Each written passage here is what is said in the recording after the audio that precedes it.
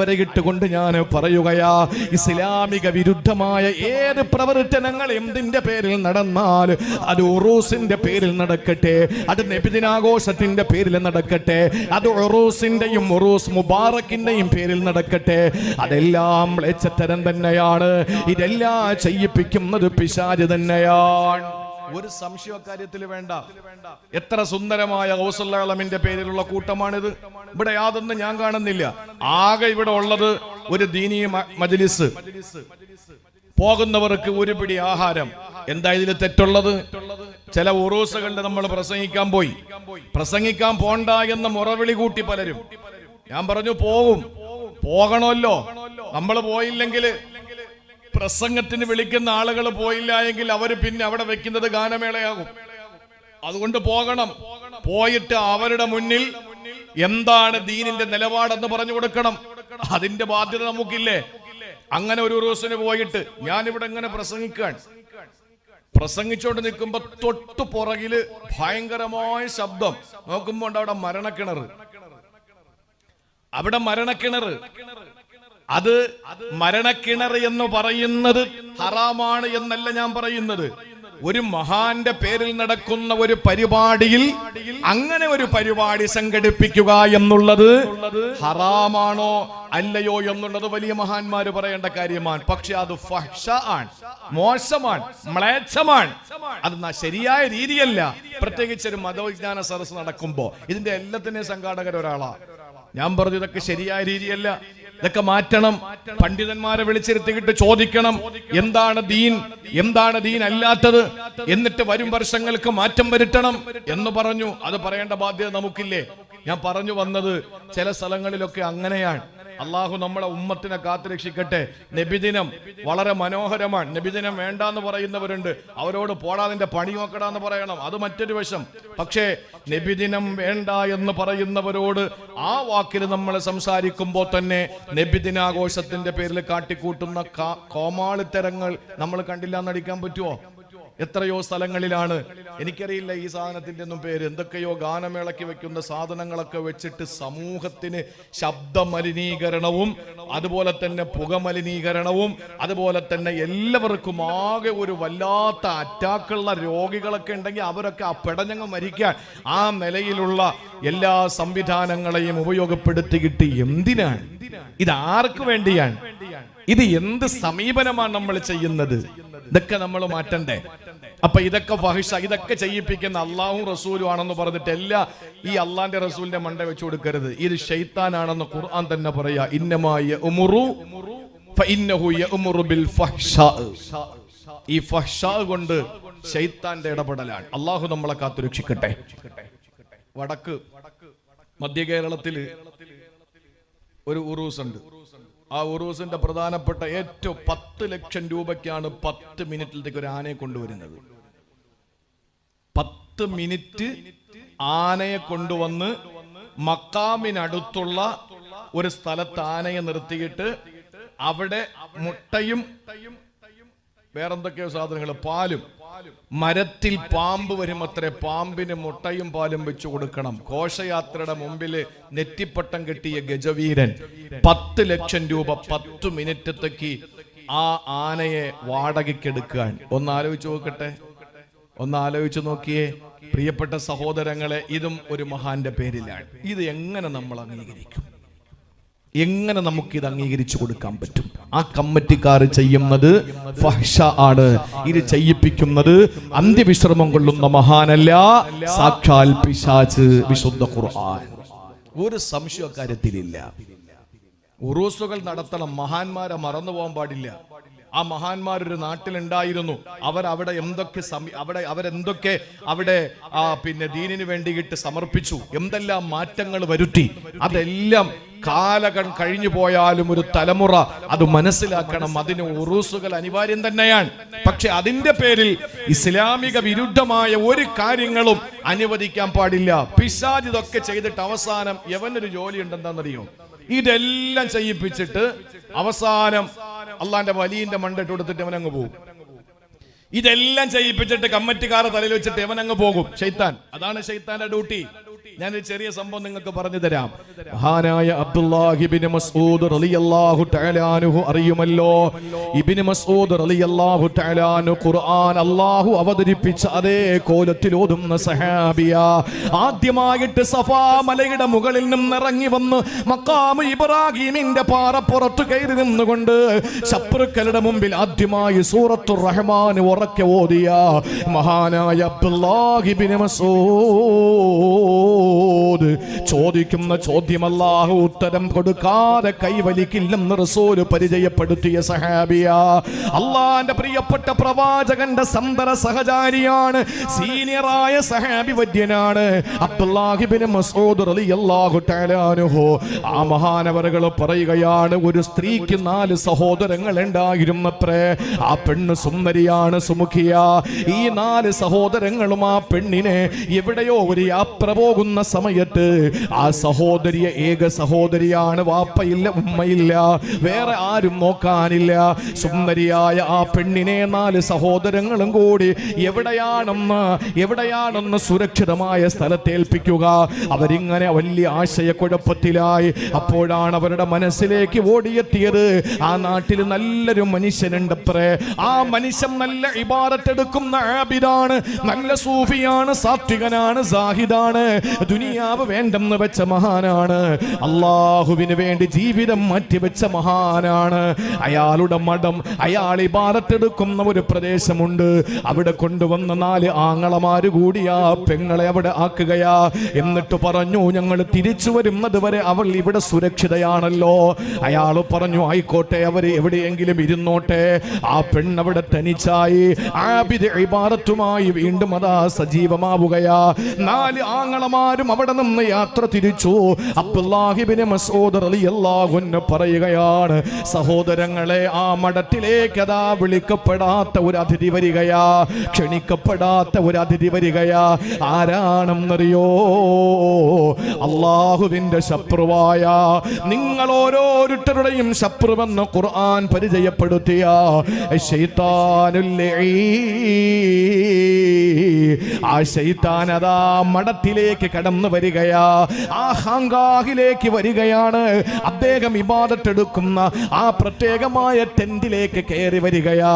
എന്നിട്ട് അയാളുടെ മനസ്സിൽ ആ പെണ്ണിനോടുള്ള സ്നേഹം ഇട്ടുകൊടുക്കുകയാ.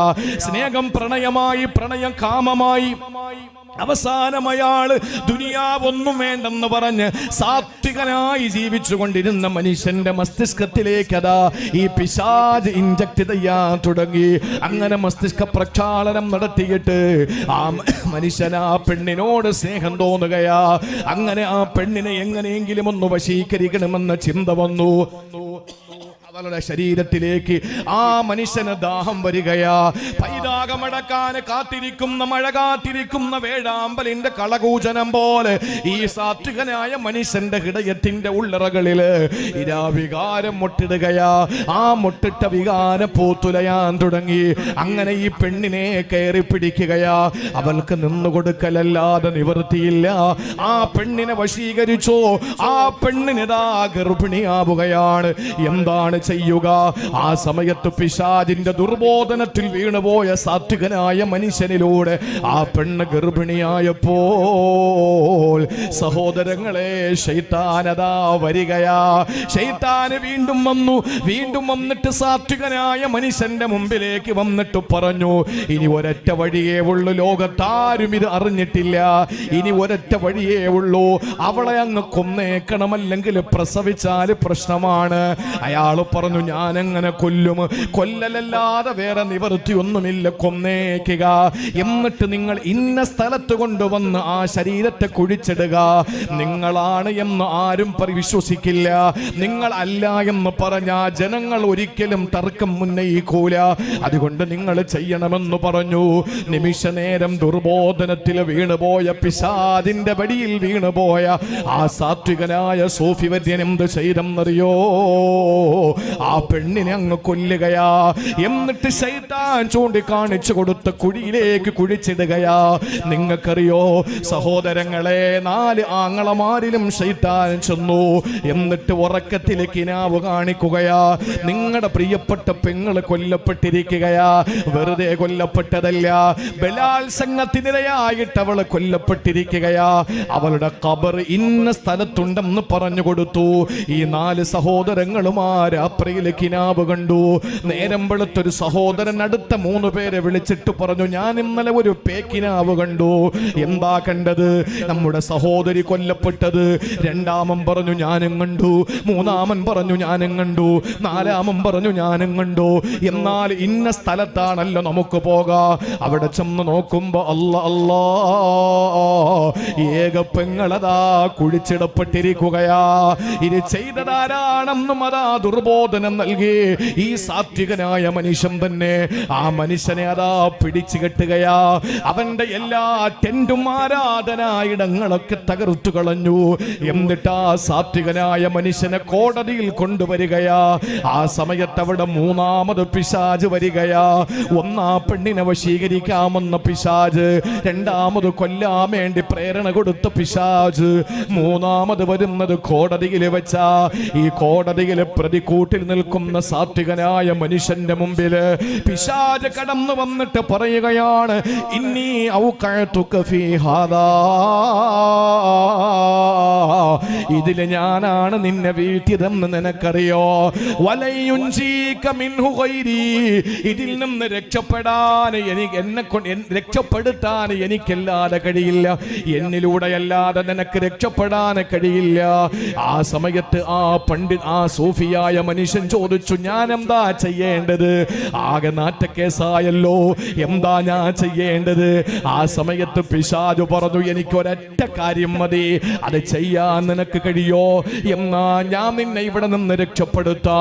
എന്താ ഞാൻ ചെയ്യേണ്ടത്? എന്തായാലും നീ കാരണം ആ പെണ്ണ് ഗർഭിണിയായി, അത് കാരണം അവൾ കൊല്ലപ്പെട്ടു, നീ പിടിക്കപ്പെട്ടു.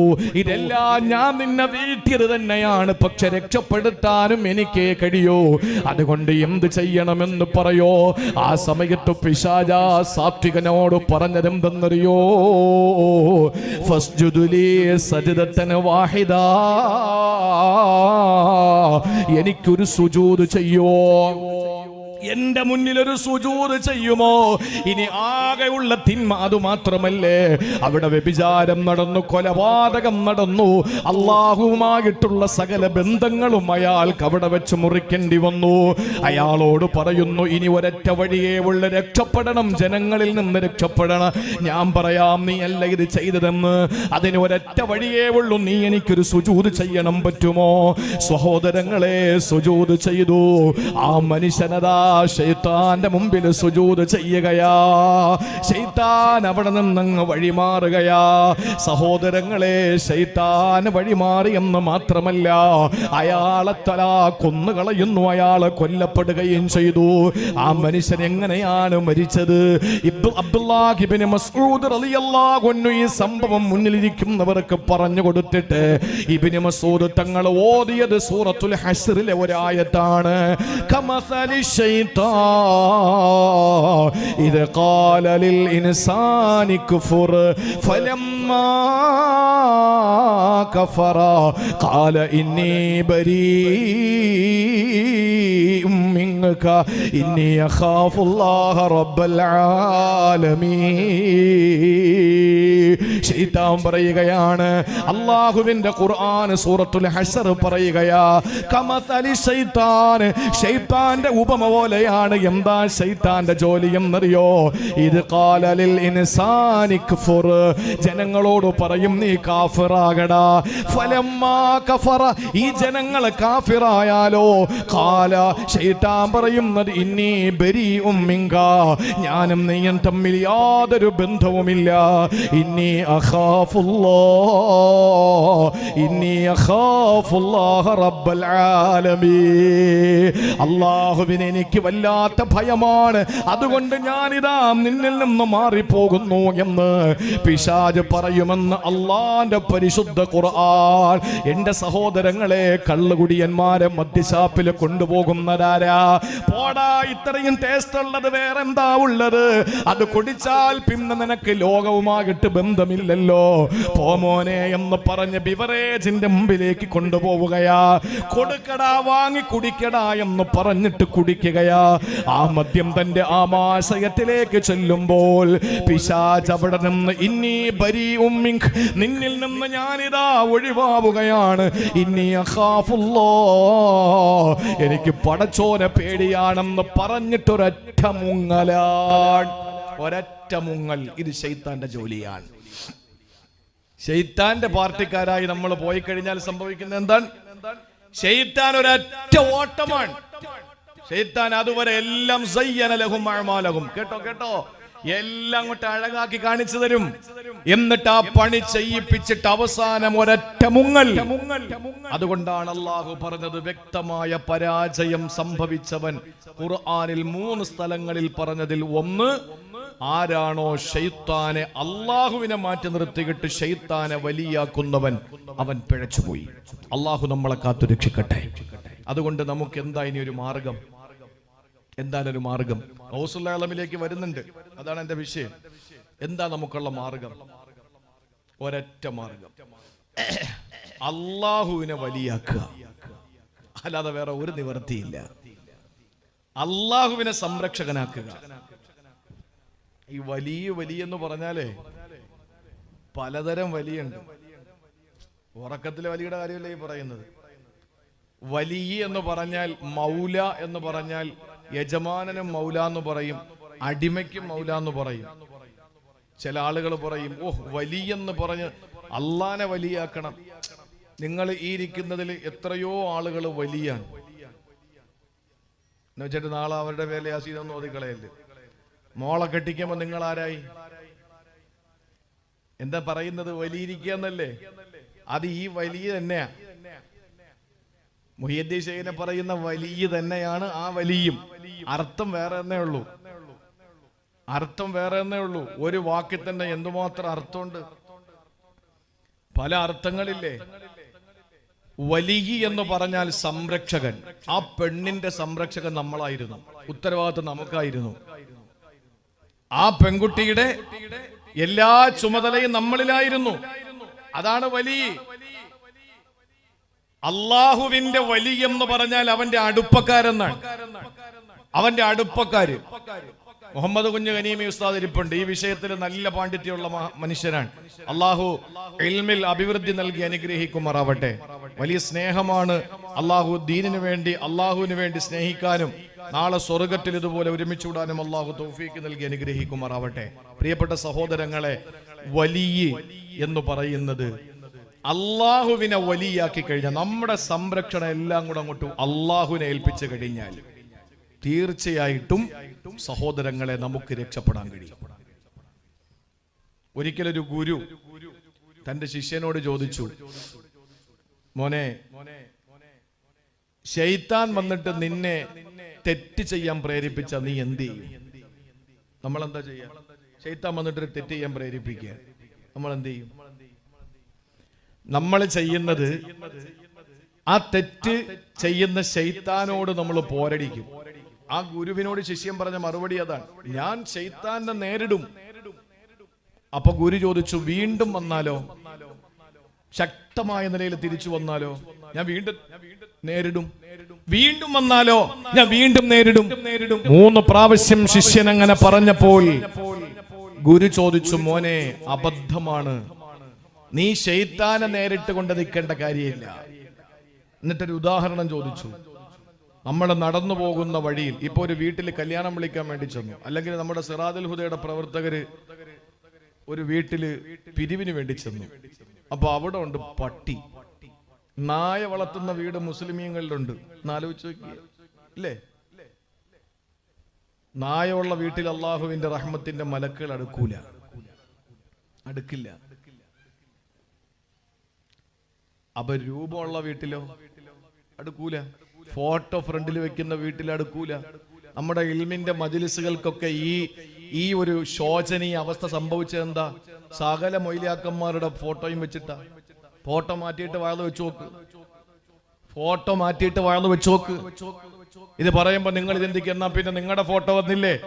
ഈ പ്രസംഗത്തിന് വിളിക്കുന്ന എല്ലാവരുടെ മുമ്പിൽ ചെന്നിട്ട് ഇപ്പോ ആലപ്പുഴ ജില്ലയിലെ ഒരു സ്ഥലത്ത് തന്നെ പ്രസംഗത്തിന് വിളിച്ചു.